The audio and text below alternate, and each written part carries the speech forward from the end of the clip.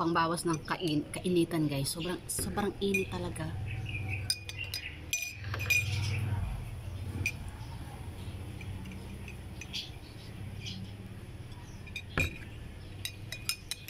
Nabawasan yung init ng pakaramdam ko guys. Sobrang init yung pawis ko, yata isang balde na. Buhat pa kanina yung pawis ko, isang balde na.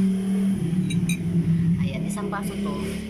Ayan, kunti na lang yung tira. Sarap ng timpla ko guys. Isang coffee ko black, tas nilagyan ko ng ng Nescafe with Nescafe with sugar and coffee mate. Ayan, ang yummy guys, try nyo.